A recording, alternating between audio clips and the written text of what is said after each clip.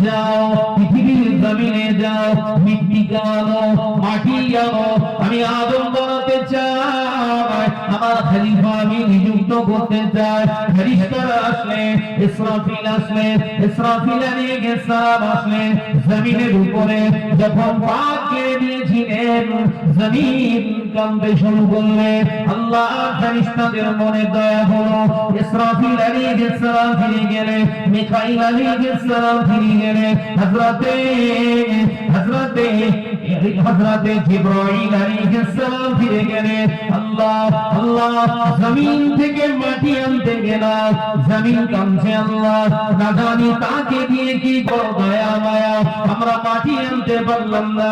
আল্লাহ হুকুম করলেন, ও আজরাইল যাও, আমি আল্লাহ তোমাকে হুকুম করছি, যাও জমিন থেকে মাটি আনো। আজরাইল আসলেন, আল্লাহর ফেরেশতা মালিকুল মউত আজরাইল আসলেন, জমিনে আপনার হাত পাক মোবারক দিয়ে থাবা মারলেন, জমিন কেঁপে উঠলেন। আল্লাহর ফেরেশতা হযরতে আজরাইল জিজ্ঞাসা করেছিলেন, এ জমিন কাঁদিস কেন, কাঁদিস কেন, কি হয়েছে তো? জমিন কেঁদে কেঁদে আওয়াজ দেয়, ও ফেরেশতা আমাকে নিয়ে যাওয়া হচ্ছে, আমাকে জাহান্নামী করা হবে নাকি, আমাকে জাহান্নামে খোরাক করা হবে কিনা, এই ভয়ে আমি রোনাজারি করি, আমি এই ভয়ে রোনাজারি করি, আমাকে নিয়ে যাবেন না। আল্লাহর ফেরেশতা আজরাইল বলেছিলেন, না না না, তোর দুঃখ, তোর কান্না, তোর মায়া আমি আজরাইলের কাছে আগে নয়, আল্লাহ আমাকে হুকুম করেছে, আল্লাহর হুকুমটা আমার কাছে আগে।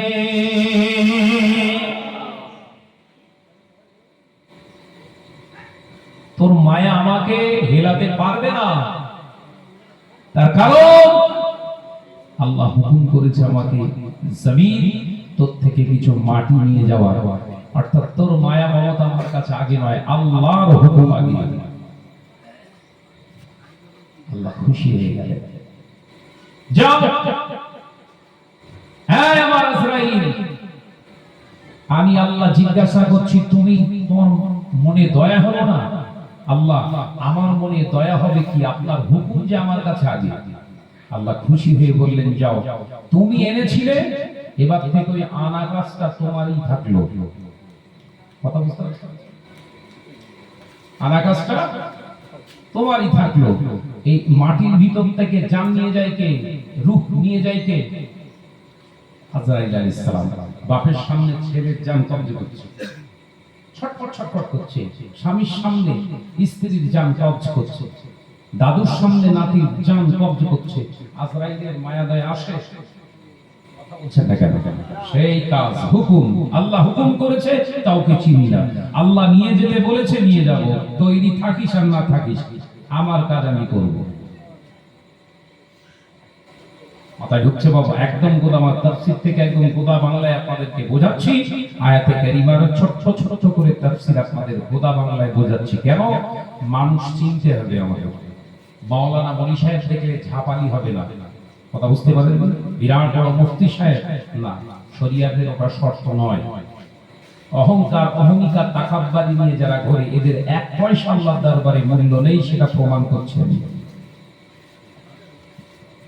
ভাইরা, নওজওয়ানেরা, যুবকেরা, ছেলেরা, বাচ্চারা, পর্দানশীলা মা ও বোনেরা, ওই সময় আল্লাহ পাক আল্লাহ তাআলা হুকুম করলেন, ও আমার ফেরেশতারা, জান্নাতের ভিতরে আদমকে তৈয়ার করো, আদমকে তৈয়ার করো।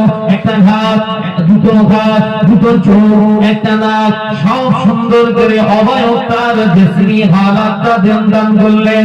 আল্লাহ পাক আল্লাহ তাআলা বললেন, ও আমার ফেরেশতারা, আমি আল্লাহ পাক বলছি, এই আদমের সামনে সিজদা করো, সিজদা করো আদমের সামনে। আদমকে সিজদা নয়, আদমের সামনে সিজদা করো, অর্থাৎ সিজদাটা হলো আল্লাহর হুকুম। একবার জোরে হবে না? আদমকে সিজদা করো নয়, আদমের দিকে ফিরে সিজদা করো। যদি কেউ আদেশ শোনেননি যে আদমকে সিজদা করো, আদমকে সিজদা করা যদি জায়েজ আল্লাহ সেদিন করতেন, তাহলে বাপ মার পায়েতে আজও পর্যন্ত সিজদা বৈধ থাকতো। আদায় ঢোকাতে পারলো না। আদমের দিকে ফিরে সিজদা করো, আদমকে নয়। সিজদা হচ্ছে আল্লাহর হুকুম। একবার জোরে বলেন না সুবহানাল্লাহ। ও নওজওয়ানেরা, যুবকেরা, ছেলেরা, বাচ্চারা, পর্দানশীলা মা-বোনেরা, আল্লাহ পাক, আল্লাহ তাআলার ফেরেশতারা সকলে সিজদা করলেন। হুকুমে সমস্ত ফেরেশতারা সিজদা করলেন। একবার জোরে বলুন না সুবহানাল্লাহ। আযাজিল চুপ মেরে বসে আছে। আযাজিল চুপ মেরে বসে আছে। আল্লাহ জিজ্ঞাসা করলেন, কি ব্যাপার মুআল্লিমুল মালায়েকা, এই ফেরেশতাদের নেতা, কি ব্যাপার তুমি বসে আছো? সবাই সিজদা করলো। বলে, আল্লাহ আপনি সিজদার কথা বলেছেন, কিন্তু আমার বিবেক যেন আমাকে বারে বারে ধাক্কা দিচ্ছে, মেনে নিতে পারছে না। এরকম কিছু শিক্ষিত শয়তান বেরিয়েছে না? কথা বলছেন না কেন? এরকম কিছু শিক্ষিত শয়তান বেরিয়েছে যে অপরের কাছে গেলে হয়তো আমার ইজ্জত হ্যাম্পার হয়ে যাবে। কথা বলছেন না কেন? ফুরফুরা দরবার শরীফ আমার কাছে আসবে, আমি ফুরফুরায় যাব কেন? এ নীতিকার। কথা বলছেন না কেন? আপনি অন্যায় না করলেও যখন অন্যের কাছে যাবেন উপযাজক হয়ে, আপনার সম্মান কমে না, বরঞ্চ বাড়ে। একবার জোরে বলুন। কিন্তু ইবলিসের চিন্তা ভেতরে যদি থাকে, ও হিট মেরে চুপ করে বসে থাকবে। আল্লাহ বললেন, দেখো তোমার বিবেক আগে নয়, আমি আল্লাহ আমার হুকুম কিন্তু আগে। তুমি তোমার বিবেক থেকে তুমি বলতে চাইছো কি? বলে, আল্লাহ আমি তো আগুনের সৃষ্টি, আপনি তো আমাকে আগুন দিয়ে সৃষ্টি করেছেন, আর আদমকে বানালেন তো মাটি দিয়ে। মাটির কাজ নিচে থাকা, আগুনের কাজ উপরে ওঠা। আমি কি করে নিচের দিকে মাথা নত করব? আমি এত বড় শিক্ষিত, এই কথা বুঝতে পারছেন না দেখি? আমি এত শিক্ষিত মানুষ, আমি জানতার সামনে মাথা নত করব? তাহলে আমার শিক্ষার কি দাম রইল? তো শিক্ষার দাম আগে নয়, ঈমান আদাবের দাম আল্লাহর কাছে আগে। এখান থেকে পরীক্ষা, এখান থেকে আপনার শিক্ষা নিতে হবে। ভাইরা, আমার নওজওয়ানেরা, যুবকেরা, ছেলেরা, বাচ্চারা, পর্দানশীলা মা-বোনেরা, ওই সময় দেখতে পাওয়া যায় আল্লাহ পাক, আল্লাহ তাআলা বললেন, আমি ছাড় দেই, ছেড়ে দিই না। আমি আল্লাহ পাক ছাড় দেই, ছেড়ে দিই না। একবার ছাড় দিলাম, আমি আল্লাহ ছেড়ে দিলাম না। আল্লাহ পাক, আল্লাহ তাআলা জানিয়ে দিলেন, হে আমার ফেরেশতারা, তোমরা বেহেশতের ভিতরে একটা সুন্দর ঘর নির্মাণ করো। ঘরটা সুন্দর বানাবে, ঘরটা সুন্দর তৈরি করবে, কিন্তু দরওয়াজাটা তৈরি করবে ছোট। কি বলছে? বেহেশতের ভিতরে ঘর নির্মাণ করো, ঘরটা উঁচু হবে, দেখতে সুন্দর হবে, বিউটিশিয়ান হবে, কিন্তু ঘরের দরজা হবে ছোট। ফেরেশতারা তৈরি করলেন। একবার জোরে বলুন না। আল্লাহ বলছে ছাড়বে, ছেড়ে তার মানে চান্স আর একবার আছে। আল্লাহ তাআলা সমস্ত ফেরেশতাদের বললেন, যাও ঘরের ভিতরটা একবার দেখো। সমস্ত ফেরেশতাদেরকে সামনে রেখে আল্লাহ আযাজিলকে আবার বললেন, যাও ও আমার আযাজিল, মুআল্লিমুল মালায়েকা, ঘরটাকে একবার ভালো করে নিরীক্ষণ করে দেখে এসো। ওই ইবলিস গোটা ঘরের বাইরেটা ঘুরে ঘুরে ঘুরে ঘুরে ঘুরে ঘুরে ঘুরে ঘুরে ঘুরে ঘুরে দেখে আল্লাহকে বললেন, আল্লাহ আমি ঘর ফার্স্ট ক্লাস করে দেখেছি, খুব ভালো ঘর হয়েছে। আল্লাহ বললেন, কেমন করে দেখলে? ওই সময় ইবলিস বলেছিলেন, আল্লাহ আমি ঘুরে ঘুরে দেখেছি, ঘুরে ঘুরে দেখেছি। আমার আল্লাহ বললেন, ঘুরে ঘুরে দেখলে বাইরে দিয়ে না ভিতর দিয়ে। ওই সময় ইবলিস বলেছিলেন, আমি বাইরে থেকে দেখেছি। আল্লাহ বললেন, বাইরে থেকে দেখলে ভালো কি মন্দ বোঝা যায় না। আমরা এই বাহ্যিকটা দেখি তো পাগল হয়েছি। কথা বলছেন না কেন? আমরা অধিকাংশ পাগল হয় কিভাবে? বাইরে দেখবো সারা সুপার একদম একক তো নামাজ পড়ে না, গলা শুনলি জান বেরিয়ে যাবে একদম। জানিস আনাস ভাই উফ, হাত হয়ে যাচ্ছে, নামাজের কোনো গুরুত্ব নেই ওর কাছে, শরিয়াত মানে না। এলে বাপ রে বাপ, ও এলে চাস ওখানে কেউ ঠিক সাবে না, যতটা এলেম জানে তার উপর এক লাইন আমল করে না। কথা বুঝতে পারছেন না? ও বাবারা, যুবকেরা, ছেলেরা, বাচ্চারা, আল্লাহ পাক আল্লাহ তাআলা হুকুম করলেন যাও, এই আজাদে যাও, ভিতরটা একবার দেখো, পরিদর্শন করো। ভিতরে যাওয়ার কথা দিয়ে বললেন, ইবলিস মনে মনে আবার টেনশন, ডিপ্রেশন, ওই সময় আবার চিন্তা করতে লাগে, আমি উপরটা দেখেছি, দেখা তো হলো, ভিতরে যাওয়াটা বারে বারে আল্লাহ বলছে, তার মানে ভিতরে নিশ্চয়ই আদম কি রাখা আছে। মাথায় ঢুকছে না, একদম সলিড বাংলায় আপনাদেরকে তাফসীর শোনাচ্ছি। বলুন এই বাবারা, যুবকেরা, ছেলেরা, বাচ্চারা, আল্লাহ পাক আল্লাহ তাআলা হুকুম করলেন যাও। আযাদিন চিন্তা করলেন, একবার তো সিজদা করিনি, এইবারে যদি আমি ভিতরে না যাই আর আমি রেয়াত পাবো না, আর আমি রেয়াত পাবো না। না না না, এবার আমাকে যেতে হবে, যেতেই যখন হবে আমার মতো করে আমি যাব। এ বাবারা, যুবকেরা, আমার মতো করে আমি যাব। বাবাজি, আল্লাহর হুকুম আপনি মানবেন, আপনার মতো করে মানলে কি মানা হয়? যদি বলে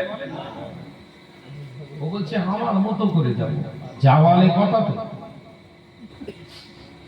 ফেরেশতারা গেলেন মাথা নিচু করে, এত সুন্দর ঘর, বিরাট উঁচু ঘর, দরওয়াজা ছোট, তার মানে সামনের দিকে ঝুঁকে মাথা নিচু করে যাওয়া মানে আদম ওর ভিতরেই আছে, আমার মাথাটা আদমের সামনেই ঢোকাবে আল্লাহ, এটাই টার্গেট। না না না, আগে পা ঢুকিয়ে দিয়ে উল্টো দিক দিয়ে মাথা যদি আমি নিচু করি, আমার মাথা কিন্তু নিচু করা হবে না, আমার মতো করে আমি যাব। আগে পা ঢুকিয়ে দিয়ে উল্টো দিক দিয়ে মাথাটা নিচু করে ঢুকলেন, আমার আল্লাহ সইতে পারেন না, আমার আল্লাহ ছাড় দেন, ছেড়ে দেন না। সঙ্গে সঙ্গে আল্লাহ এলান করলেন, আবার ওয়াকানা মিনাল কাফিরিন। এ ফেরেশতা, আমি আল্লাহ তাআলা জানিয়ে দিলাম, যা যা যা, আমি আল্লাহ বলছি, তুই আমার অবাধ্য বলি, তুই আমার অবাধ্য বলি, তাই আজকে থেকে আমার অবাধ্য হিসেবে তোকে চিহ্নিত করলাম।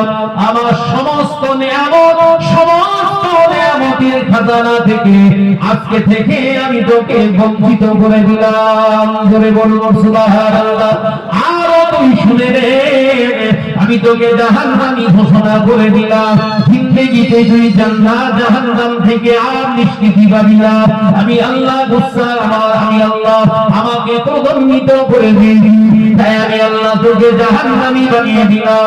এ নওজওয়ানেরা, ইবলিস কেঁদে কেঁদে কেঁদে কেঁদে জানে যা হয়ে যায়, কেঁদে কেঁদে জানে যা হয়ে যায়। আল্লাহ পাক আল্লাহ তাআলা আপনি আমাকে শয়তান বানিয়ে দিলেন, ইবলিস বানিয়ে দিলেন না, আমি আপনার রহমত থেকে বঞ্চিত হয়ে গেলাম আল্লাহ। তবে আমার আপনার কাছে একটা জানার আছে, আমি তো হাজার হাজার বছর ইবাদত করেছি, এই ইবাদতের বিনিময়ে আপনি কি আমায় জাযা দেবেন না? আল্লাহ পাক আল্লাহ তাআলা এই সময় বলেছিলেন, এই বিশ্ব আমি আল্লাহ পাক আল্লাহ তাআলা, আমি আল্লাহ পাক আল্লাহ তাআলা তার ইবাদতের জাযা প্রতিদান আমি কাউকে বঞ্চিত করি না। আমি আল্লাহ বেইনসাফি নয়, আমি আল্লাহ ইনসাফ দিওয়ালা। জোরে বলুন সুবহানাল্লাহ। একটু জোরে হবে না? আমি আল্লাহ বেইনসাফি নই। বল তুই আমার ইবাদত বান্দিগি করেছিস, আমি আল্লাহ জানি না। আমি খুশি হই তো তোকে বলেছিলাম, আমি খুশি হই তো তোকে বলেছিলাম তুই আমার মুআল্লিমুল মালায়েকা, কিন্তু কাজে হলো না। আজকে বল কি চায়, বলে আল্লাহ আমি বেশি রোবো না, আমার 3টে জিনিস দিলেই হবে। কটা? এই জোরে বল না রে বাবা, 3টে। এক নম্বর আল্লাহ, এক নম্বর আপনার কাছে আমার চাওয়া, এই আদমের জন্য যখন আমি আপনার নিয়ামত থেকে আমি ভ্রষ্ট হয়েছি, আপনার নিয়ামত থেকে আমি বঞ্চিত হয়েছি আল্লাহ, আপনার কাছে আমার এক নম্বর চাওয়া, এর যদি সন্তান আমি পৃথিবীর জমিনে যায়, এই সন্তান যতদিন দুনিয়াবাগ থাকবে ততদিন আমার বাঁচিয়ে রাখতে হবে, অর্থাৎ কিয়ামত পর্যন্ত আমি ইবলিসের হায়াত দিতে হবে, যাতে আমি এই আদম সন্তানদেরকে জাহান্নামী বানিয়ে আমার সঙ্গী বানাতে চাই, আমি নিয়ে যেতে পারি। আমার আল্লাহ বললেন যা, আমি আল্লাহ ওয়াদা করেছিলাম দেব, যা মেনে নিলাম। শয়তান মুর্দা না জিন্দা? কথা বলে না তো, বস বুঝতে পারে না। শয়তান মারা গেছে না জীবিত আছে? কতদিন থাকবে? কিয়ামত পর্যন্ত। আল্লাহ পাক বললেন তো দ্বিতীয় চাওয়াটা চা। ওই সময় ইবলিস বলেছিল আল্লাহ আমার দ্বিতীয় চাওয়া এই আযাবি আপনার কাছে যখন ইবলিসে রূপান্তরিত হয়েছি, আমি আপনার নিয়ামত থেকে বঞ্চিত হয়েছি কারণে আদমের জন্য।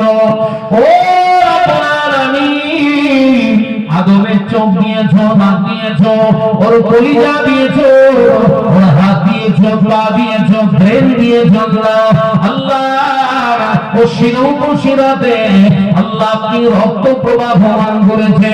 ও রব্বুল আলামিন, এই আদমের জন্য, এই আদমের জন্য যদি আমি জাহান্নামী হয়েছি, তাহলে আমি চাই এই আদমের গোটা চেহারার ভিতরে আমি ওয়াসওয়াসা দিয়ে যে কোনো মুহূর্তে যে কোনো অঙ্গ দিয়ে আমি আপনার জাহান্নামের রাস্তা ধরাতে পারবো, অর্থাৎ ওয়াসওয়াসা দিয়ে পাপাচারে নিমজ্জিত করবো। এই পাওয়ার আমাকে দিতে হবে, আমি আদমের রন্ধে রন্ধে যেন যেতে পারি। আল্লাহ বললেন মেনে নিলাম।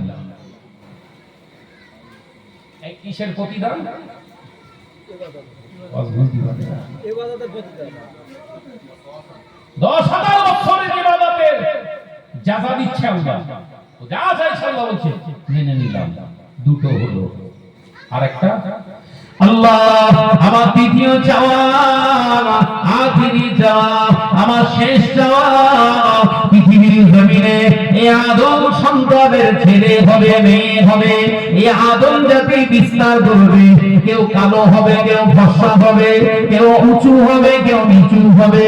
ও রব্বুল আলামিন, এই আদমের রূপ, এই আদম জাতি, এই আদম সন্তানের ছেলে মেয়ের রূপ ধারণ করে আমি এদেরকে ধোঁকা দেব, ওয়াসওয়াসা দিয়ে জাহান্নামী বানাতে চাই আল্লাহ।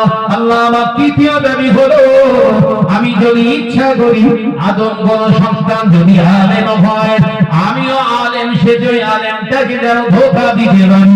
পৃথিবীর জমিনে যদি কেউ মাওলানা হয়, আমিও মাওলানা সেজে যেন ধোঁকা দিতে পারি। পৃথিবীর জমিনে কেউ যদি মুফতি সাহেব হয়, আমি মুফতি সাহেব হয়ে যেন ধোঁকা দিতে পারি। পৃথিবীর জমিনে যদি কেউ হাবেজ সাহেব হয়, আমিও হাবেজ সাহেবের মতো ধর্ম করে ধোঁকা দিতে পারি। এ পাওয়ারটা আমায় দিতে হবে। আমার আল্লাহ বললেন সমস্ত আদমের, সমস্ত বনি আদমের চেহারা রূপ তাদের সব অর্জন করতে পারবি, কিন্তু আমার হাবিবের সূরা তুই নকল করতে পারবি না। একবার জোরে হবে না সুবহানাল্লাহ? তাহলে যে বলছেন নবী আমাদের মতো, ওর কথাটা সত্য না মিথ্যা? তাফসীর থেকে প্রমাণ করলাম তো। হাদিস লিখেছে নবী যদি বনি আদম হতো, আমাদেরই মতো হতো, ইবলিস নিঃসন্দেহে নবীর চেহারা মোবারকের সুরাত ধরে মানুষকে ধোঁকা দিতে পারত। কিন্তু আল্লাহ ওখানে দেয়াল তুলে দিয়েছে, নবী হচ্ছে তামাম কায়নাতের জন্য খাস। একবার জোরে বলে, একবার জোরে হবে না?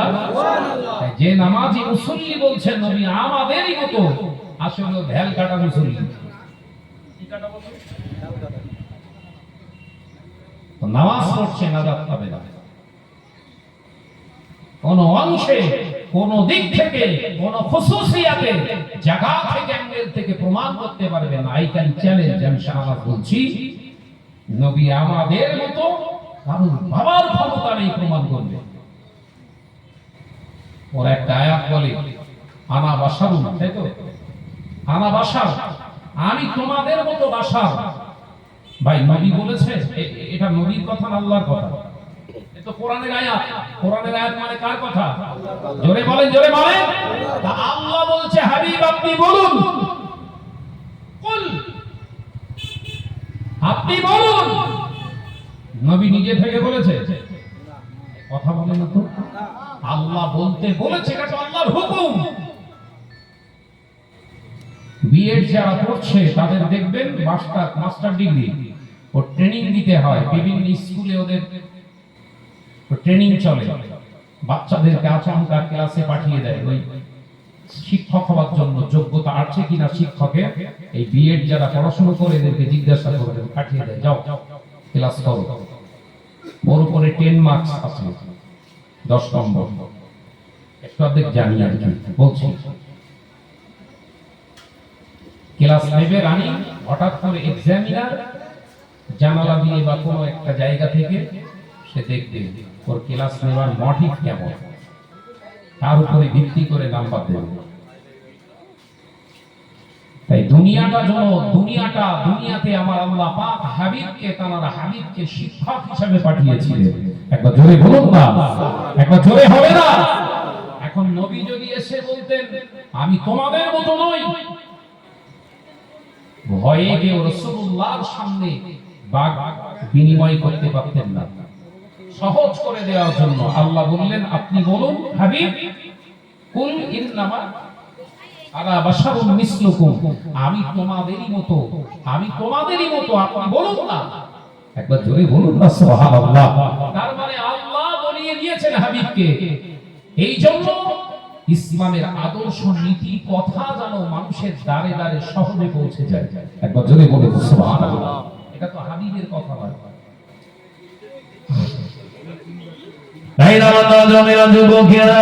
ছেলেরা, বাচ্চারা, আমি আপনাদের বোঝাতে চেয়েছিলাম, তাহলে ইবলিস বলেছিল আল্লাহ আমি যখন মানব জাতিকে আদমকে ধোঁকা দেওয়ার চেষ্টা করব, আমি একজন নারী হয়েও হয়তো তাদের ধোঁকা দেব। যুবকেরা, নারী ছিলেন আম্মাজান ফাতেমা রাদিয়াল্লাহু তাআলা আনহা, তার চেহারা সুরাত কেউ ধরতে পারেনি, তার চেহারা সুরাত কেউ দেখতে পায়নি। আমাদের ঘরে ফাতেমা, আমাদের ঘরে ফাতেমা খাদিজা, আমাদের ঘরে এমনি করে রঙ্গিলা, আমাদের ঘরে সাকিলা জলসান দিনে এই যে সেজে গুজে রাস্তায় ঘোরাফেরা করে বাবা, ওটা শুধু নয়, ও চেহারার ভিতরে ইবলিস ঢুকে গিয়ে জনসাধারণকে ধোঁকা দিচ্ছে। ও নজরের যুবকেরা, ওই রকম মহিলা আম্মাজান হযরতে ফাতিমা রাদিয়াল্লাহু তাআলা আনহা ছিলেন। আম্মাজান ফাতিমা রাদিয়াল্লাহু তাআলা আনহা দুনিয়াদারি করেছিলেন, স্বামীর ঘর করেছিলেন, দুনিয়াদারি করেছিলেন, বাপের ঘর করেছিলেন।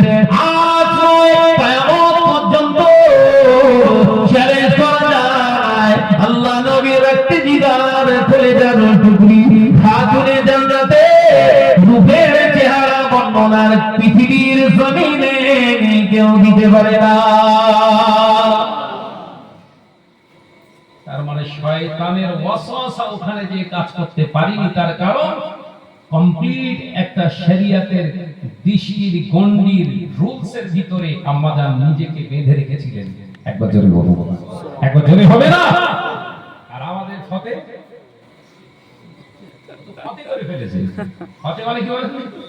বিজয় করা, জয় করা। তো এলাকা ঘুরে ফেলছে রে বাবা।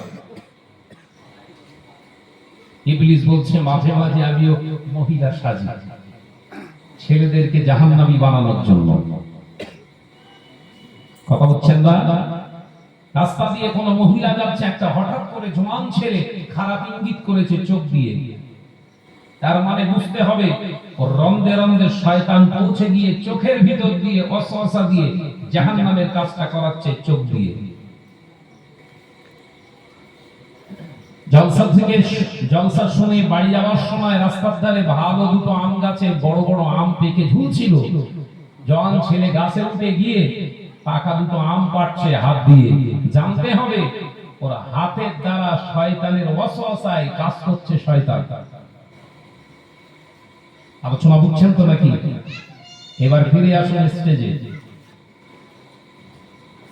আলেম ওলামা, লেকচারার, বক্তা, স্কলার সেজে এইরকম স্টেজে এইরকম মিডিয়ার সামনে বক্তব্য দেওয়া শুরু করে কিছু আলেম সমাজে। আমরাও বক্তব্য দিই, আমাদের পূর্বপুরুষরাও আমাদের আগামী দিনের তাদেরও বক্তব্য সমাজের মুখে এখনো পাওয়া যায়। তাদের জবান থেকে কোনোদিন বেরোয়নি নবী আমাদের মতো। আজকের আলেমদের মুখ থেকে বেরোচ্ছে বলো, মাথায় ঢুকছে না। তাহলে ইবলিস আলেম সেজে স্টেজে তার কাজ চালাচ্ছে। কিন্তু ওই জন্য রাসূলের একটি হাদিস আছে তিরমিজি শরীফে, সমাধান দিয়ে গিয়েছিলেন যখন আলেমে কোনো দ্বন্দ্ব হবে, ফিতনা ফাসাদ হবে, বিশ্বনবী বললেন পূর্বের আকাবি আলেমদের দিকে তোমরা অনুসরণ করো, পথভ্রষ্টা থেকে নিজেকে বাঁচিয়ে রাখতে পারবে। একটা জোরে বলো। আমাদের পূর্বপুরুষ কারা ছিলেন? আল্লামা ইহিন, আল্লামা রুহুল আমিন সাহেব রাহমাতুল্লাহ আলাইহি, আল্লামা নিসারউদ্দিন রাহমাতুল্লাহ আলাইহি, পাঁচ হুজুর কিবলাগণ, মুজাদ্দিদুজ জামান, আমিরুশ শরিয়াত, মাহিয়ুস সুন্নাত, আমিরুত তরিকাত, আলা হযরত আযম হুজুর পীর রাহমাতুল্লাহ আলাইহি। তানাদের শুধু ওয়াজ নয়, তানাদের লিখিত কিতাবগুলো ঘেটে দেখুন, নবী আমাদেরই মতো এর শব্দ কোন জায়গায় বলেন আছে নেই। তার মানে তানাদের জায়গাটা ফ্রেশ। অর্থাৎ এ মোল্লা মলি সাহেবদের খপ্পরে পড়ে নিজের ইমাম জানা হারাবেন না। এরা নামাজ পড়তে বলে, নামাজ পড়ার পরে এরা আবার একটা কথা দিয়ে দেয়, নামাজ ফরজটা আদায় করলেই সুন্নত পরে হয়ে যাবে। বলে না, বলে কথা বলছেন না কেন? ফরজটা আদায় কর, সুন্নত পরে হয়ে যাবে, ফরজটা পড়া আগে। বলে না? আর এক শ্রেণীর এইরকম দাওয়াতি ব্যক্তিরা আছে, তারা বলে যা করছিস কর, নামাজটা অন্তত পড়। বলে না? কথা বলছি না কেন? যা করছিস কর, অন্তত নামাজটা পড়। ভাই, নবী বিশ্বনবীর জীবনে কোনদিন হুজুরের 63 বছরের হায়াতে এরকম একটা লফজিয়াত শব্দ চয়ন করেছে কোনদিন যে যা করছো সাহাবীরা করো, নামাজটা পড়ো? দেখাতে পারবেন একটা হাদিসে? গর্দান দিয়ে যাব আপনার। কিন্তু এখনকার মুসলমান বলছে বড় ইবলিস মরে গেছে না জানতো? কথা বলেন না রে ভাই, ভাববেন না ইবলিস মরে গেছে, ও জানতো আছে বড়। এই মুসল্লি সেজে ইবলিস কাজ করছে না তো?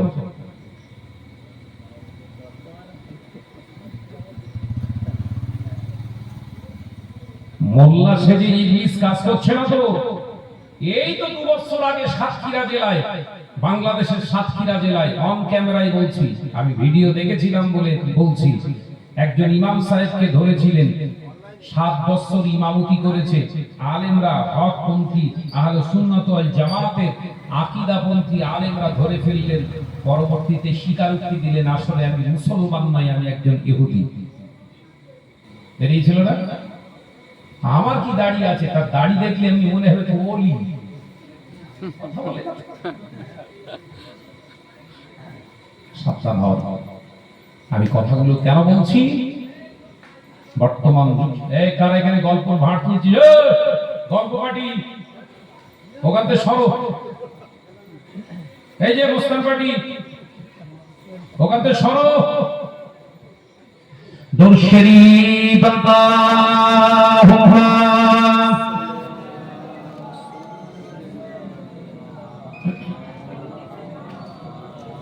মহব্বতের সঙ্গে, একটু মহব্বতের সঙ্গে পড়েন, ওয়া আলা আলি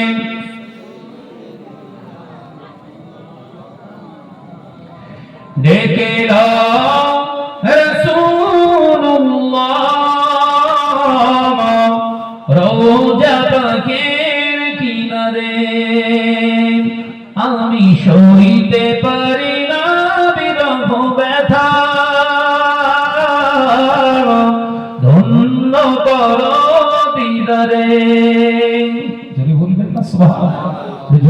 পারেন না? ডেকে নাও রাসূলুল্লাহ রওজা পাকের কিনারে, আমি সইতে পারি না বিরহ ব্যথা, ধন্য করো দিদারে। আল্লাহুম্মা সাল্লি আলা, মাশাআল্লাহ মাশাআল্লাহ, আরেকটু যদি ওয়ালা আলে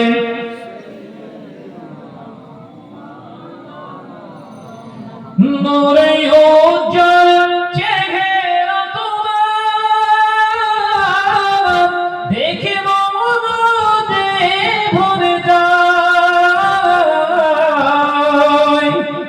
যদি বলবেন না সুবহানাল্লাহ, ছিললে হবে না, নারায়ে তাকবীর। তোমার ওই গুণবাদে হাজারা দেখি ইমানও বেড়ে যায়। একবার জোরে হবে না, ডেকে নাও রাসূলুল্লাহ রওজা পাকের কিনারে, আমি সইতে পারি না বিরহ ব্যথা, ধন্য করো দিদারে। আল্লাহুম্মা সাল্লি আলা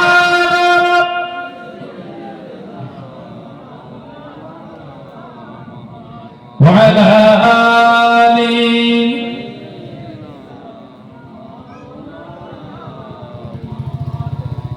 মদিনার ওই আকাশ, মদিনার ওই বাতাস,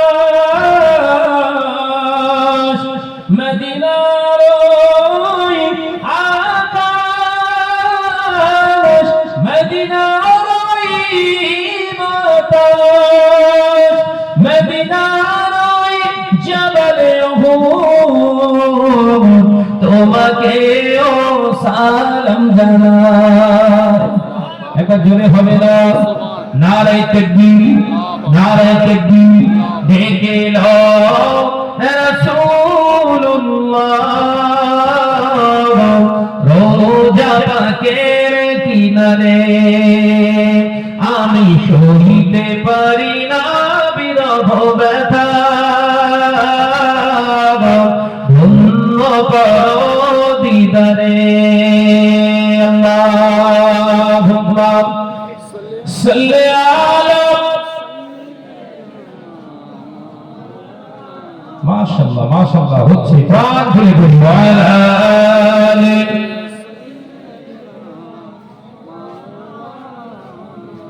ও যুবকেরা, ছেলেরা, বাচ্চারা, পর্দানাশীরা, মা ও বোনেরা, কান খুলে শুনে দিবি, বর্তমান সময়ে আমাকে স্বতঃস্ফূর্তভাবে সাবধানতা অবলম্বন করতে হবে। ঈমান বলবান হয়ে যাবে, নামাজ থাকবে, রোজা থাকবে, হজ থাকবে, যাকাত থাকবে, ওই ব্যক্তির ভিতরে ঈমান থাকবে না।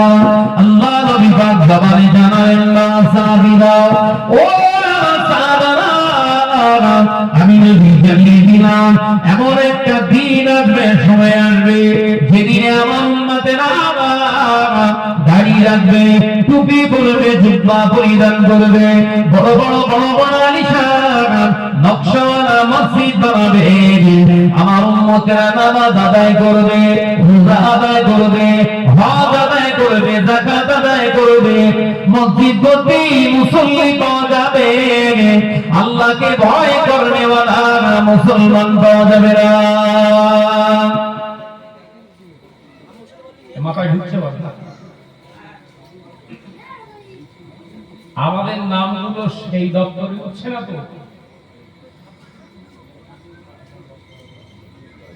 সাহাবায়ে কেরামেরা প্রশ্ন করেছিলেন, ইয়া রাসূলুল্লাহ, হাবিবাল্লাহ, কারণটা কি? হাদিস পাকের ভিতরে আল্লাহ নবী একটা শব্দ ইউজ করেছেন, ব্যবহার করেছেন, ওয়ালির রিবা। তার কারণ হলো উম্মতের কাছে সুদ। আমার দিকে ফেরে কি বলেছে নবী? সুদ। ও জানেরা, আল্লাহ নবী জানে বাদশাহ হাবিবুল্লাহ নবী জনাবে মুহাম্মদুর রাসূলুল্লাহ, সকলে বলি সাল্লাল্লাহু আলাইহি ওয়াসাল্লাম। নবী আমার পাক জবানে জানিয়ে দিলেন, আমার উম্মত নামাজ পড়বে, রোজা করবে, আমার উম্মত হজ করবে, যাকাত দেবে, আমার উম্মতরা সুন্দর সুন্দর মসজিদ বানাবে। ও সাহাবীরা, ওই সময় মুসলমানের ঘরে ঘরে ঘরে ঘরে ঘরে ঘরে সুদের লেনদেন হবে। ও আমার সাহাবীরা, মানুষ সুদের আওতাভুক্ত হয়ে যাবে। একজন সুস্থ মনে মনে ভাববে, আমি যদি মসজিদ নির্মাণ করে দিই হয়তো নাজাত পেয়ে যাব। তার ওই টাকা দামি হিসাবে ব্যবহার করবে মসজিদে। মসজিদে ওই সুদ দেনেওয়ালার টাকা নিয়ে মসজিদ নির্মিত হবে। ওই মসজিদে নামাজ আদায় করার কারণে মুসল্লিরা ধরা পড়ে যাবে।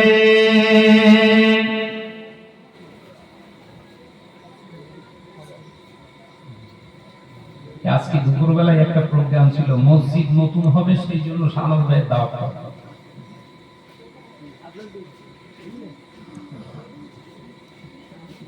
আমার টপিকস আমি একদম চুজ করে নিয়ে গেলাম, মসজিদ তৈরি করার শর্ত সম্পর্কে শরিয়াতের বিধান কি। কথা বুঝতে পারছেন না? তো কমিটিতে যে বললাম, ভাই আমার মতো করে জলসা করবো তো নাকি? বলে হ্যাঁ ভাই যান করবেন। আমরা যেহেতু মসজিদ তৈরি হবে, এই মসজিদ দিয়ে আজকে ওয়াজ হবে। আলোচনা শুরু স্টার্ট করেছি, কিছু মানুষের মন খারাপ হয়ে গেছে। কেন বলতে? ওই তিনটে শর্তের ভিতরে শেষ যে শর্তটা রাসূলুল্লাহ সাল্লাল্লাহু আলাইহি ওয়াসাল্লাম বলেছে যে মসজিদের পরিচালক কারা হবে। কথা বুঝতে পারছেন না নাকি? পরিচালক কারা হবে? যারা শরিয়াতকে মান্যতা শুধু তাই নয়, নিজের জীবনে বহন করে। তার সাথে সাথে ইমাম যদি কোনো কাজে ছুটিতে চলে যায়, ইমামের প্রেজেন্টেড ইমাম হিসেবে যারা নিযুক্ত করতে পারে, এই রকম ব্যক্তিরা মসজিদ চালাবে। একবার জোরে বলুন না। কিভাবে চলছে? কেশিয়ারকে এলাকার লটারি খোর। না না, আপনাদের এখানে সব মাশাআল্লাহ ভালো। মসজিদের প্রেসিডেন্টকে বছরে দুবার নামাজ পড়ে, ঈদ আর বকরা ঈদ। তাও আবার অল্প বয়সে দাড়ি চুল পেকে গেছে বলে আবার কালো কলপ করে। মসজিদের সভাপতিকে এলাকার টপ র্যাঙ্কের হারামখোর। এখন অধিকাংশ মসজিদ, আপনাদের এখানে বলছি তা না, আপনাদের মাশাআল্লাহ হয়তো ভালো, শিওর নেই ভাই, হয়তো ভালো, কিন্তু অন্য জায়গার রিপোর্ট আছে ভাইজান, আপনি যা বলেন বাস্তবে তা হুবহু মিলে যাচ্ছে। মেজরিটি সংখ্যক মসজিদগুলো তাদের আওতাভুক্ত হয়ে গেছে। এই কথা বলছেন না কেন? এবং ইমাম সাহেবের ঠাট ভাব দেখলে মনে হয় জেন্দা ওলি। ওই কমিটির বিরুদ্ধে কথা বলবার মতো সৎ সাহস সেই ইমানটুকুর ভিতরে নেই। কারণ টেনশন, যদি কমিটির বিরুদ্ধে কোনো ওয়াজ চাই, এই ইমামতির জায়গায় আমার আর দাঁড়ানো হবে না, আমার বউ ছেলেগুলি না খেয়ে মরে যাবে। ও হচ্ছে ইমানদার। বলে ফেললাম বোধহয়। তো কাল সকালেই আমার সবরাসানি হবে আমি জানি, কিন্তু কিছু করার নেই, বলতে হবে। যতদিন আল্লাহ হায়াতে রাখবে ততদিন আল্লাহর জন্য লড়তে হবে। কথা বলছেন না কেন? শরিয়াতের শর্ত মসজিদ পাকা বানাতে হবে এটা নয়। শরীয়তের শর্ত আপনার মসজিদের ফ্যান না দিলে নামাজ হবে না এটা নয়। শরীয়তের শর্ত মসজিদে মার্বেল না দিলে মসজিদে নামাজ হবে না এটা শর্ত নয়। শরীয়তের শর্ত আপনার মসজিদে যদি ভালো মাইক না হয় আপনার আযান হবে না এটা শরীয়তের শর্ত নয়। শরীয়তের শর্ত এটা নয় মসজিদটা সুন্দর কালারিং করতে হবে নইলে নামাজ হবে না এটা শরীয়তের শর্ত নয়। শরীয়তের শর্ত হালাল মাল হালাল জায়গা হালাল ব্যক্তিদের দ্বারা আল্লাহর ঘর চালিত হবে। হালালের সঙ্গে ইবাদতের আল্লাহর সঙ্গে খুব সম্পর্ক। হারাম আছে যেখানে আল্লাহর রহমত নাই সেখানে। কথা বুঝতে পারছেন না নাকি? মুসলিম সমাজ ধ্বংস হয়ে যাচ্ছে, আমরা এর প্রতিবাদ করি না। এই কথা বলছেন না কেন বলেন? এই প্রতিবাদ এই আন্দোলন দেখিয়ে গিয়েছিলেন কে? মুসাদ্দাদুজ জামান কে? পীর আবু বকর সিদ্দিকী রাহমাতুল্লাহি আলাইহি, পীর হযরতে শাহ সুফি হযরতে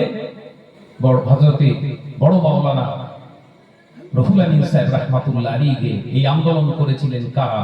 পাঁচ হুজুর কেবলা রাহমাতুল্লাহি আলাইহি। এখনো চাচাজান হুজুর কেবলারা বহু আছেন যারা এই সোচ্চার হয়ে আছে, প্রতিবাদ করে। কিন্তু কিছু কিছু মুফতি সাহেবের কাছে তারা ভালো নন। কেন ভালো নন? পীর সাহেবরা সব হারামখোর আর উনি হলে হালালখোর। ওনার ভক্ত যত দেখেছি এলাকায় টপার লটারিখোর আর সুদের আওতাভুক্ত সব মুড়ি। আবার পীর সাহেব পীরজাদাদের হারামখোর বলে। এই কথা ঠিক না? বুঝে বলে হাতে গুনে গুনে দেখাবো। কালকে আমার বাড়িতে চলেন, আমি হাতে গুনে দেখাবো আপনার। পীর সাহেব হুজুরদের বিরুদ্ধে কথা বলো, তোমার লজ্জা লাগে না? পীর সাহেব হুজুর কেবলাদের বিরুদ্ধে কথা বলো, তোমার জবানে বাঁধে না?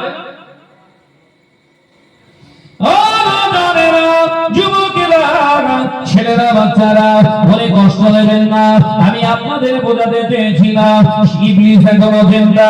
ইবলিস কিন্তু কাজ চালিয়ে যায়, কখনো সে মাওলানা সাজে। ইবলিস এখনো জিন্দা, কখনো সে পীর সাহেব সাজে। বাবা এ নগরা যুবকেরা বহু জায়গায় দেখতে পাবে অনেক পীর আছে বাবা, নামাজের কথা বলে না, শরীয়তের কথা বলে না, সারা শরীয়তের রাসূলের কথা বলে না। তারা আবার বলে দেয় নামাজ প্র্যাকটিক্যাল নয়, নামাজ হলো মনে মনে মনে মনে মনে মনে নামাজ অন্তর দিয়ে নামাজ পড়তে হবে। অর্থাৎ নামাজটা তার মনে মনে আদায় করলে নামাজ আদায় হয়ে যাবে। এর জন্য যুবকেরা ইবলিস জিন্দা আছে। ওই রকম পীর সাহেব যারা নামাজের তাকিদ দেয় না, হালালের তাকিদ দেয় না, শরীয়ত মোতাবেক চলার তাকিদ দেয় না, আসলে ইবলিস তো এখনো জিন্দা আছে। ইবলিস পীর সাহেবের রূপ ধারণ করে মানুষগুলোকে জাহান্নামী বানাচ্ছে। এরা আছে না নাই? রাজার টান দেখেছেন? আমার একটু দেখা পড়ে। কেন বলতেন? এই জলসায় এদিক ওদিকে গেলে না ওই মাজার দেখি মন চাই একটু জিয়ারত করি। একদিন জলসা দিয়ে আসি, হাড়ু আরো করতে হাড়ো বাবা আব্বাস আলী গোরাচাঁদ রাহমাতুল্লাহ আলাইহির মাজারে ঢুকেছি। ভাই গাজার দুর্গন্ধ কিরকম আমি জানি না ছোট থেকে। তা গিয়ে আমার কেমন হচ্ছে, আমার সঙ্গী সাথীরা যারা ছিল আমি বললাম ভাই কিসের গন্ধ এত? বলে ভাই জানি গাঁজা, যে গাঁজার গন্ধ। তা আমার মনটা ছোট হয়ে যাচ্ছে, মনটা ছোট। এই রিসেন্টলি কিছুদিন আগে ঘটিয়ারি শরীফ দাওয়াত হয়েছে, আসার সময় একটু জিয়ারাতে যাব। কথা বুঝতে পারছেন? যত রাতই হোক না কেন ঢুকি গাঁজা, তার মানে শয়তান জিন্দা আছে। পীর সাহেবদের অধিকাংশ যারা নির্বংশ হয়ে গেছে, যাদের বংশপালা আর হায়াতে নেই, সেই দরবারগুলো এখন ইবলিস চালাচ্ছে। কথা বুঝতে পারছেন না নাকি?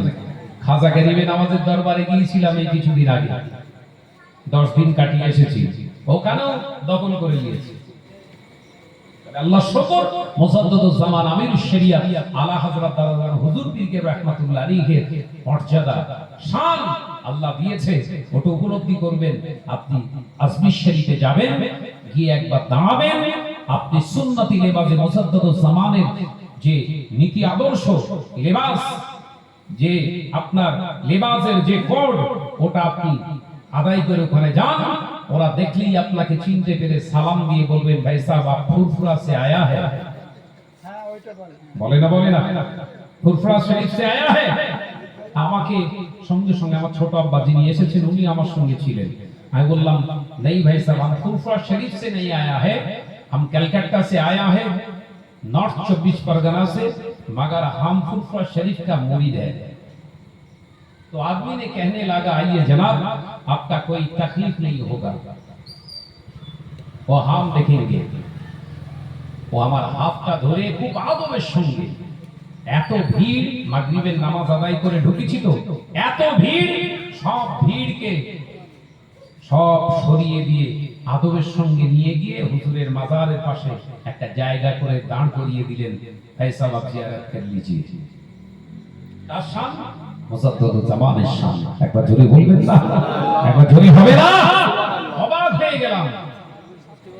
আর যাচ্ছে কানতে সে কানতে ধরে যেন সে পানিতে চোবানোর মতো হচ্ছে। কথা বুঝাচ্ছে? এই জন ছেলেরা এসে পড়বি, আয় ভিতরে আয়। ভাইরা, নওজওয়ানেরা, যুবকেরা, ছেলেরা, বাচ্চারা, পর্দানশীরা, মা ও বোনেরা, আমি আপনাদের ভাই মোহাম্মদ শাহনওয়াজ বলে যায়, শুনে রেখে দিই, জেনে রেখে দিই, আল্লাহ নবী কোন অংশে আমাদের সঙ্গে মেলে না।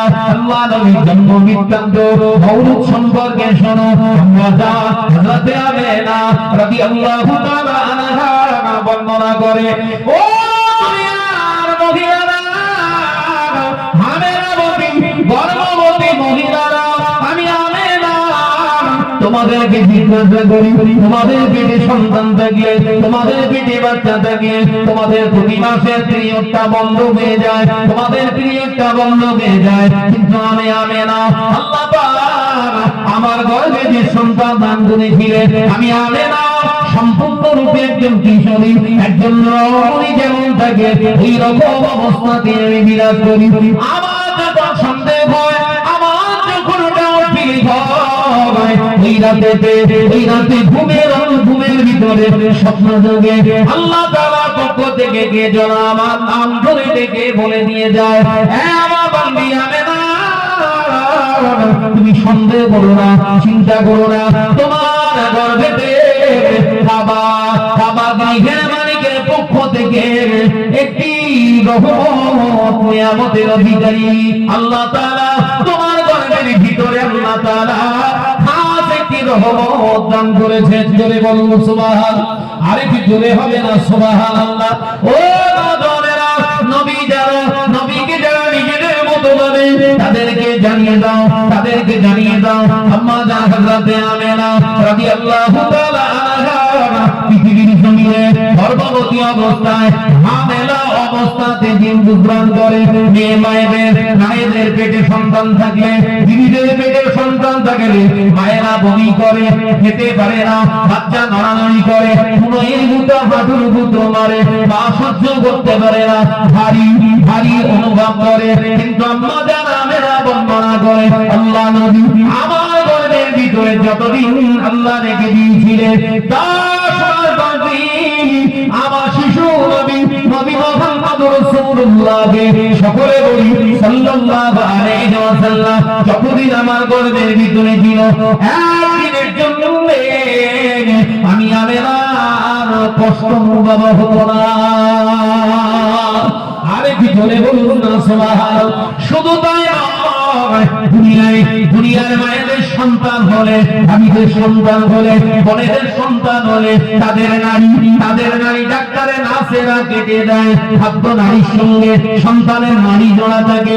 আমি আমেনা আল্লাহ কাবা গৃহের মালিকের কসম খেয়ে বলতে পারি, আমার নবী মুহাম্মদুর রাসূলুল্লাহকে সাল্লাল্লাহু আলাইহি ওয়াসাল্লাম দুনিয়ার জমিনে যখন এসেছিলেন, আমি আমেনা দেখেছিলাম আমার নবী দাড়ি কাটা অবস্থায় দুনিয়ায় এসেছে।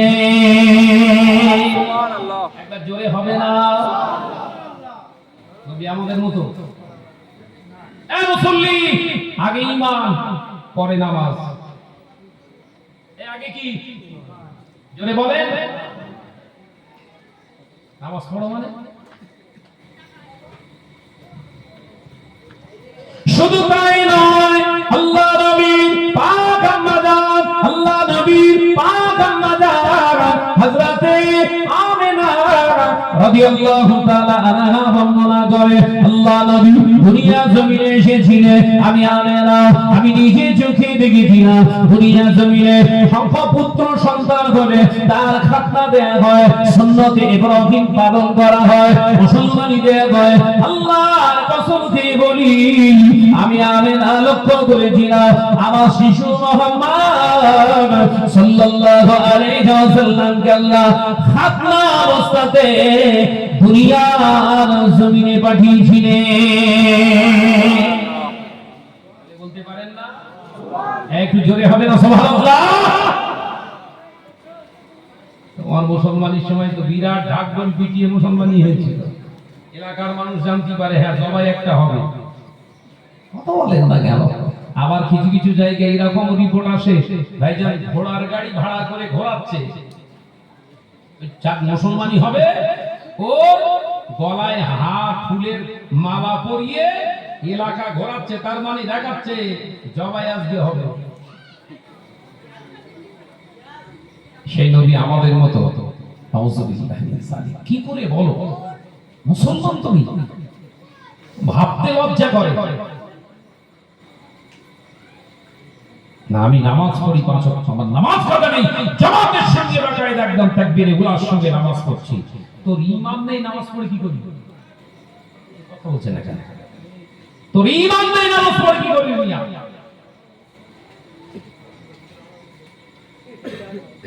তাকবীরে উলার সঙ্গে নামাজ পড়ছিস, হ্যাঁ সালাতুত তাসবিহ নামাজ পড়ি হুজুর মাসে একবার করি, তাহাজ্জুদ পড়ি এভরিডে এভরি নাইটে, হ্যাঁ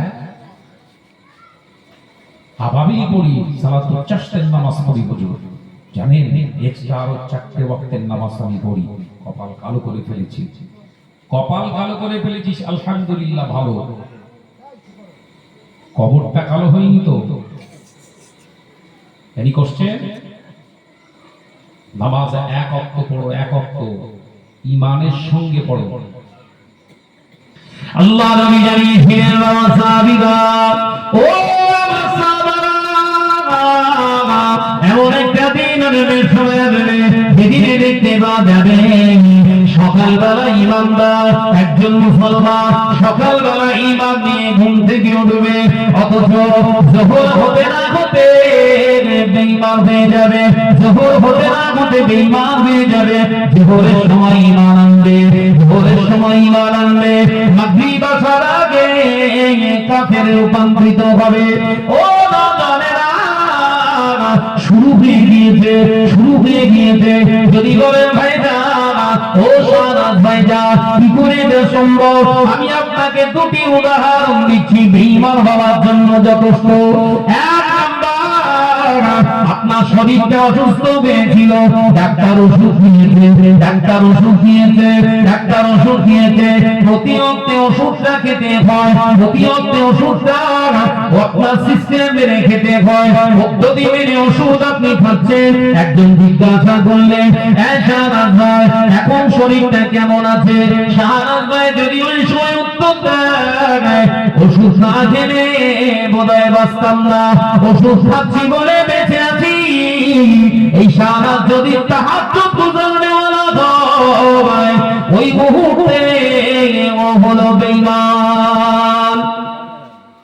মাথায় ঢোকে না আওয়াজ, এরকম আসামি এলাকায় ভরে গেছে না ভরে যায়নি? ডাক্তার শুধু নাই ওষুধ, রাসূলের হাদিস মিলছে তো? জোহরের ওয়াক্তে নামাজ আদায় করলো, কারণ হাদিসে উসুল আছে, হাদিসে কায়দা আছে। সূরা ফাতিহা যখন পড়ে, উম্মুল কুরআন যখন তিলাওয়াত করে, ওই ব্যক্তিটা আবার ঈমান এসে যায়। একবার জোরে হবে না, একবার জোরে হবে না? ও নওজওয়ানেরা, যুবকেরা, যোহরের নামাজ আদায় করলো, আল্লাহ নবী বললেন মাগরিব আসার আগে আবারও বেঈমান থেকে কাফের হয়ে যেতে পারে। খোঁজ নিয়ে দেখো, খোঁজ নিয়ে দেখো। এই সময় আজকের যুগ সন্ধিক্ষণে দেখবেন বাবাজি কথা শুনিয়ে দিয়েছি কিনা।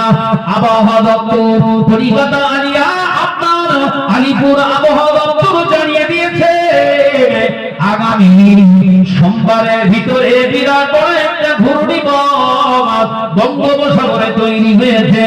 ওটা সোমবার অথবা মঙ্গলবারে আসরে পড়তে পারে। 5 ওয়াক্ত নামাজি মসজিদে বসে মাথায় টুপি নিয়ে গল্প করে, ওরে সোমবার থেকে কেউ ধান কাটিস না, সোমবার থেকে ধান কাটিস না। কলিকাতা আবহাওয়া দপ্তর খবর দিয়ে দিয়েছে ঘূর্ণিঝড় হয়ে যাবে। আপনারা দয়া করে বলুন, এই যে ব্যক্তিটা নামাজ পড়তে মসজিদে ঢুকেছে আর কলিকাতা আগে আপনার আবহাওয়া দপ্তর আলিপুর থেকে যেটা আপনার কাছে আমার কাছে বাইক দিয়ে দিয়েছে, এর উপরে বিশ্বাস করে যে মসজিদে আলোচনা করে এই ইমানদার না বেঈমান? বলো বলো বলো বলো, নবীর হাদিস মিলছে তো? আর দুটো একটা বলবো, বল বারে বাবা, অসুবিধা হচ্ছে নাকি? একদম জায়গায় সাবল করতেছে নাকি? আমি ওইরাম তো, কিচ্ছু করার নেই। এ নজনেরা, ঘরের মা বোনগুলো নষ্ট হয়ে গেল, ঘরের মা বোনগুলো রান্না করে দেয়, বিসমিল্লাহ সহ আমরা খাই।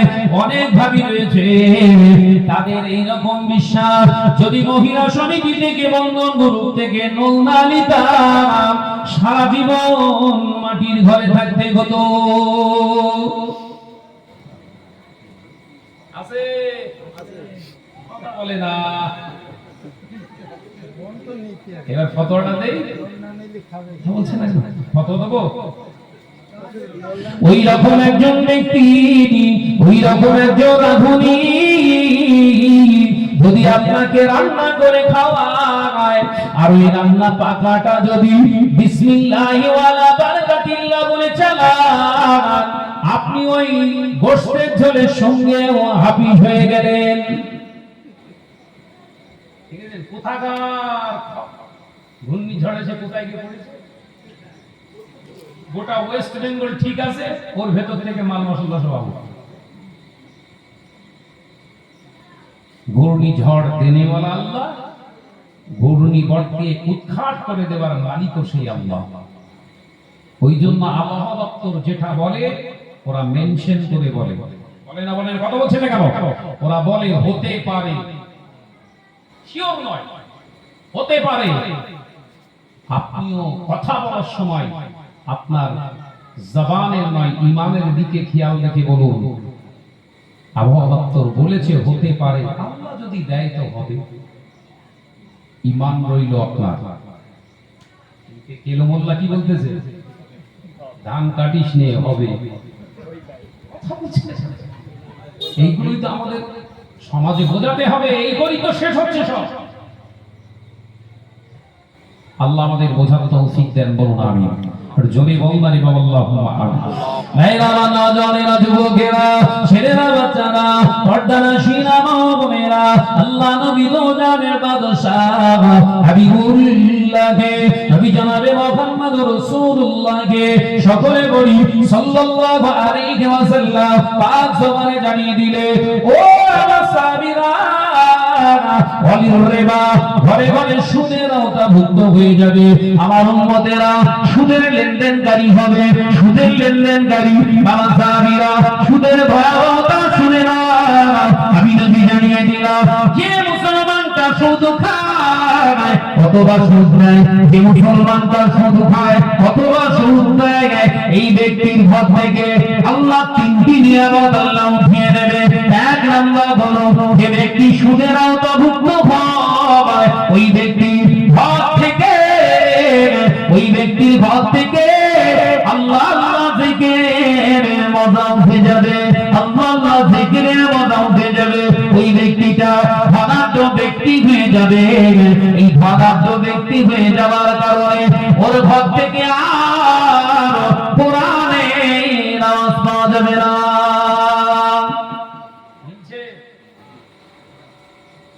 থেকে 35 থেকে 40 বছর আগে চলে যা।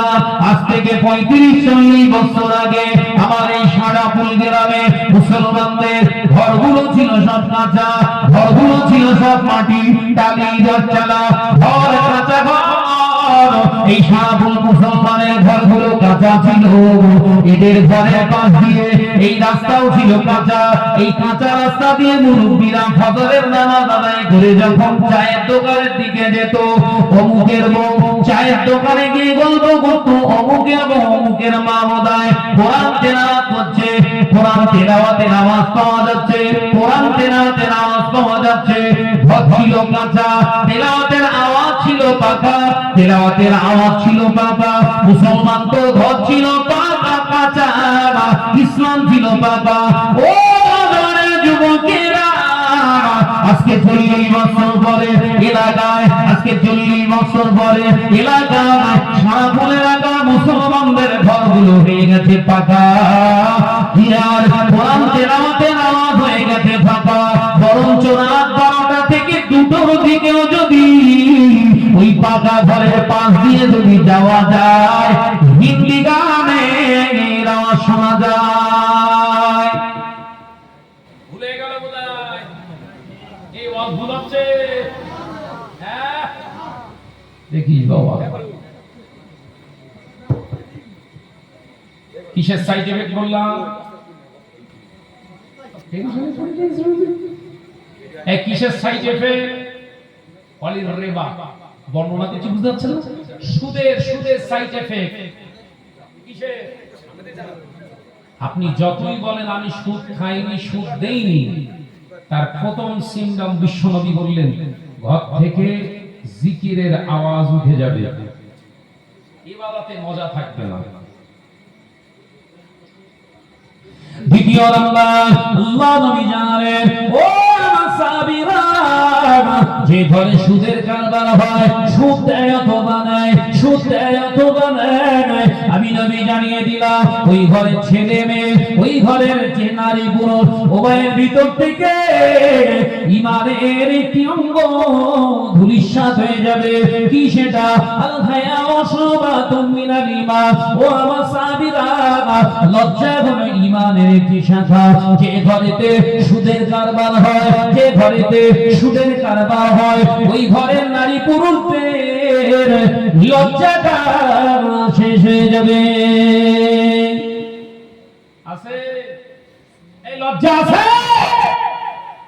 এলাকায় আগে লজ্জাবতী গাছ দেখা যেত, তাদেরও আর খোঁজ পাওয়া যাচ্ছে না। বলো আছে? আরে লজ্জাবতী গাছই নেই।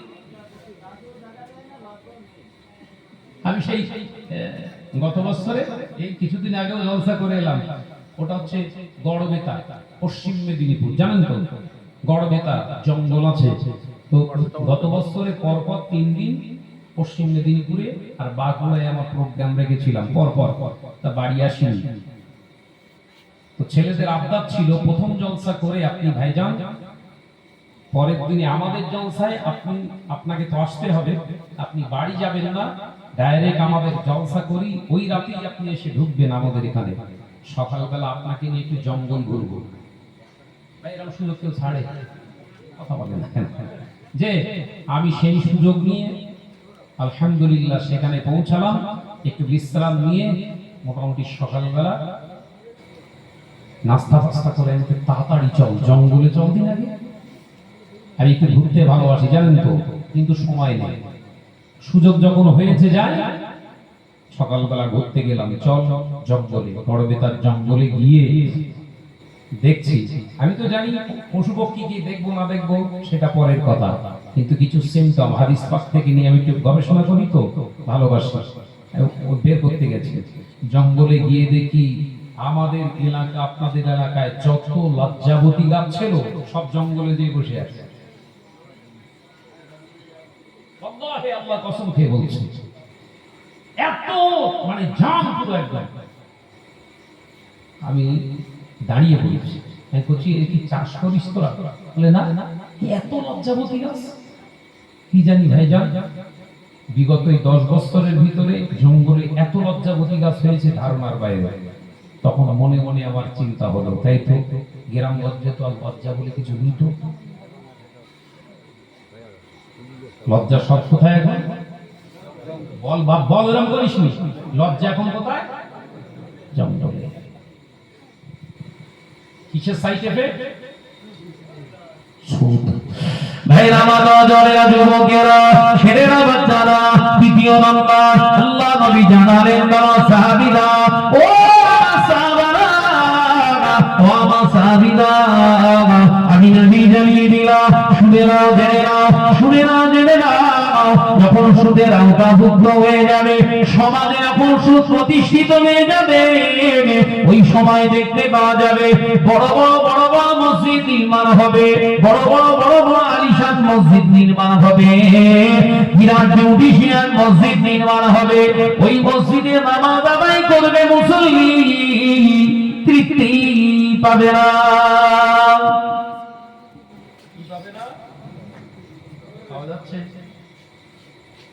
এসি চলছে, গা ঠান্ডা, মেজাজ গরম, সেজদায় যে চিন্তা করতেছে কালকে হঠাৎ ভাবছি যে কার কাজ করবো। আমি কি ভুল করতেছি নাকি বলো তো? বিজ্ঞান দিয়ে না রাই থাকবে বুঝতে পেরেছি ভেতরে কি জ্বলতেছে আপনাদের। হ্যাঁ, একটু টেনে মারে নারাই থাকবি, ধরে যায় না নারাই থাকবি। ও ছেলেরা বাচ্চারা পর্দারা শিরা মা ও বোনেরা মুসাদ্দুজ্জামান আমির শরিয়া মাহিয়ান সুন্নাত আমিরুত তরিকাত আলা হযরত দাদা হুজুর পীর কেবলা রাহমাতুল্লাহ আলাইহি 1936 সালে হুজুর অ্যানালাইসিস করেছিলেন। হুজুর আমার অ্যানালাইসিস করেছিলেন গোটা বাংলা জমিনে, এপার বাংলা ওপার বাংলা, ত্রিপুরা, বঙ্গ, আসাম সহ সমস্ত জায়গায় হুজুর আলেমদের দ্বারা অ্যানালাইসিস করে দেখেছিলেন গোটা মুসলিম সমাজে 10% সুদ ঢুকেছে, গোটা মুসলিম সমাজে 10% সুদের আওতাভুক্ত হয়েছে। 1937 সালে আলেম ওলামাদের নিয়ে ফুরফুরায় মিটিং করেছিলেন, আলেম ওলামাদের নিয়ে ফুরফুরায় বলেছিলেন ও আল্লাহর আলেম বান্দারা, আমি আবু বকর কতদিন থাকবো জানি না, আমি আবু বকর কতদিন দুনিয়ার জমিনে থাকবো জানি না, হয়তো আল্লাহ আমাকে উঠিয়ে নেবে, আমি চলে যাব। ও আল্লাহর আলেম বান্দারা, ওয়াজিন যারা ওয়াজ করছে, যারা কাতেব লেখালেখি করছে, আপনাদের কাছে আমার একান্ত অনুরোধ, আপনারা যখন গ্রামে গঞ্জে, আপনারা যখন এলাকায় ওয়াজ করতে যাবেন, সুদের বিরুদ্ধে আপনারা ওয়াজ নসিহত করুন, সুদের বিরুদ্ধে, সুদের ভয়াবহতা আপনারা ওয়াজ নসিহত করুন। আল্লাহর ওলির কথা মেনে, আল্লাহর ওলির কথা মেনে টানা 3 বছর জলসা করলে বাংলার প্রত্যন্ত এলাকায় সিলসিলার আলেমরা ওয়াজ নসিহত করলে ওয়াজের দাপটে এলাকায় লক্ষ্য করে গেল 1939 সালে বাংলা হুজুর আমার দুনিয়া ছেড়ে যাবে, হুজুর আমার দুনিয়া ছেড়ে যাবে, মুজাদ্দিদুল্লাহ দুনিয়া ছেড়ে যাবে। আল্লামা আলী সারুদ্দিন রাহমাতুল্লাহ আলাইহি, আল্লামা শাহ সুফি আব্দুল আজিজ সাহেব গণপুরি রাহমাতুল্লাহ আলাইহি, বড় মাওলানা আল্লামা আল্লামা রুহুল আমিন সাহেব রাহমাতুল্লাহ আলাইহি হুজুরের সামনে রিপোর্ট পেশ করলেন। হুজুর 1937 সালে যে রিপোর্টটা আমরা পেয়েছিলাম 10% সুদ, আজকে আল্লাহ অশেষ মেহেরবান এই 3টে বছর আলেম ওলামাদের খেদমতে মুসলিম সমাজ থেকে 10% থেকে সুদ কমে গিয়ে 3% এসে দাঁড়িয়েছে। হবে না অবসরের খেদমত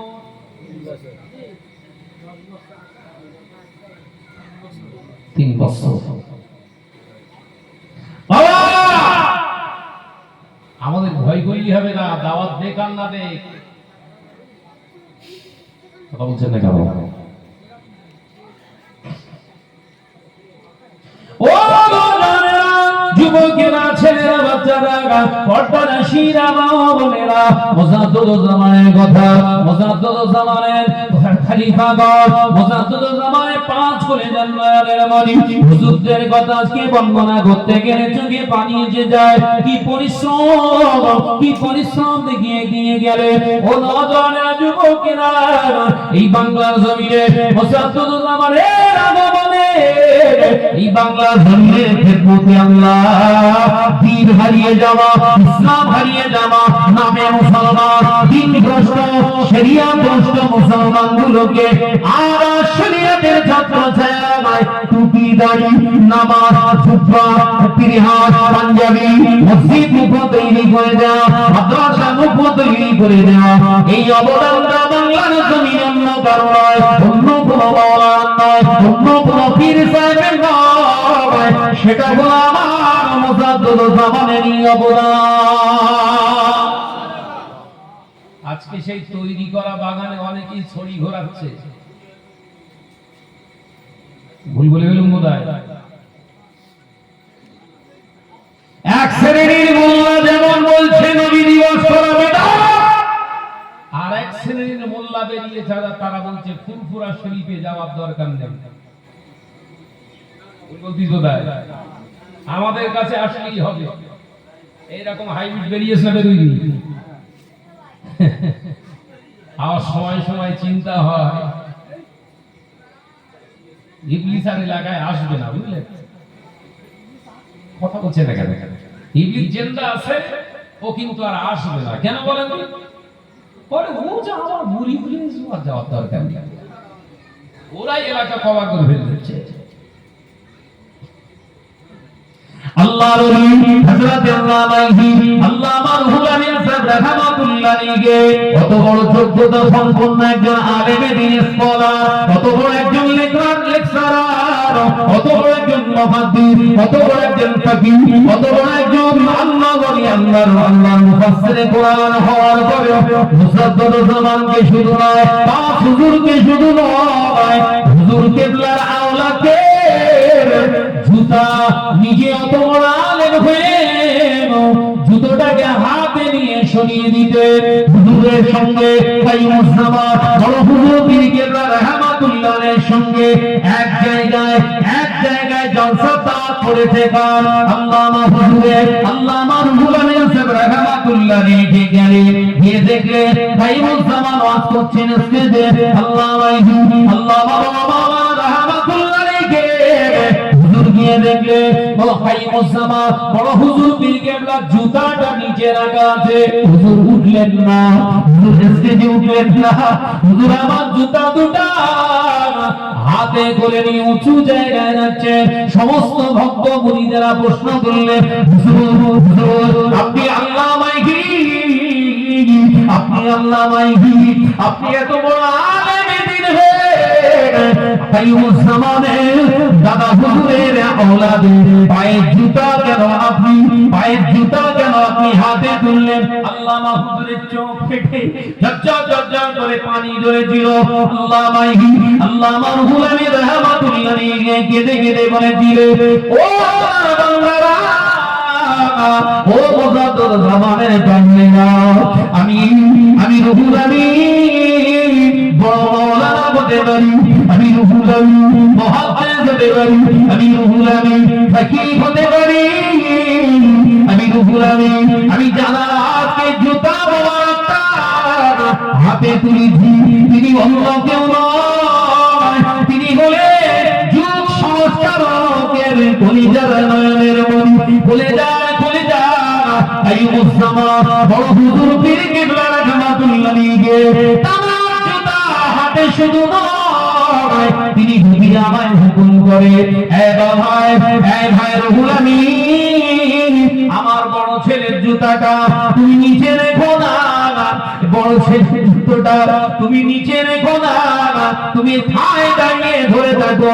আমি শুধু ধরে থাকবো না, ওই ছেলে আমার পীরের ছেলে জুতাটা আমি রুহুল আমিন বুকে জড়িয়ে দাঁড়িয়ে থাকবো। আওলাদে মুজাদ্দুদুজ্জামানকে তিনি এত ভক্তি ভালোবাসা দেখিয়ে গেলেন, আর তুমি 3 পাতার মনি সাহেব, তোমার এত গরম কিসের? কথা বলছেন না কেন? কথাটা ঠিক বলিস না ভুল বলিস? দাদা হুজুর পীর কেবলা রহমাতুল্লাহ আলাইহির আওলাদদের এত মহব্বত তাজিম করে গেছে, তিনি কম বুঝতেন না। আল্লামা হুজুরের থেকে তুমি জ্ঞানী। আল্লামা হুজুরের কিতাব এত বড় পড়েছো, সে সময় সময় বোঝা যায়।